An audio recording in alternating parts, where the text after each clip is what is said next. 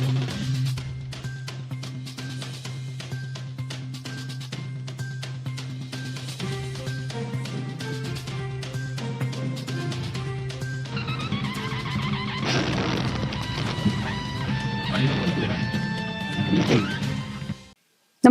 आपण पाहता हिरकणी न्यूज.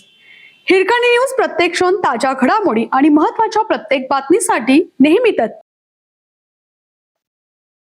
असेल सोयीचा तर तुपाशी, गैरसोयीचा ठेवला जाईल उपाशी. राजकारणात सोय आणि गैरसोय यावरून सर्व काही ठरताना पाहावं लागतं आहे. आपल्या बरोबर असेल तर तो सोयीचा आणि आपल्या बरोबर नसेल तर तो गैरसोयीचा. सोयीचा असेल तर त्याला तुपाशी, गैरसोयीचा असेल तर त्याला ठेवलं जातं उपाशी. हा प्रकार समाजाच्या भविष्यासाठी मात्र अपायकारकच.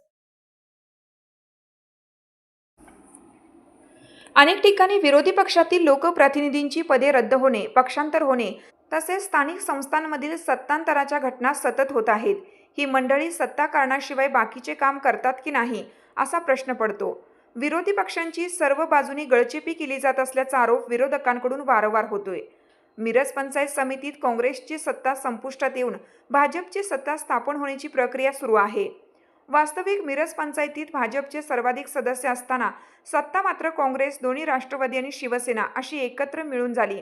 काँग्रेसच्या सभापती तन्वी कमलेकर आणि उपसभापती शिंदे शिवसेनेच्या ललिता शेजूळ बनल्या. सर्वाधिक सदस्य असताना अशी सत्ता भाजपला आवडेलच कशी? भाजपच्या सदस्यांनी पुणे विभागीय आयुक्तांकडे धाव घेतली.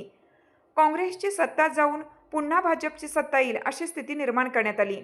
यामुळे काँग्रेसच्या संघटनात्मक ताकदीवर प्रश्नचिन्ह निर्माण झाले, तर भाजपने प्रभाव दाखवला. सांगली, मिरज, कुपवाड महानगरपालिकेत राष्ट्रवादी काँग्रेसच्या अश्विनी कोळी या नगरसेविकेचे पद रद्द झाले. त्याचे कवित्व सुरूच आहे.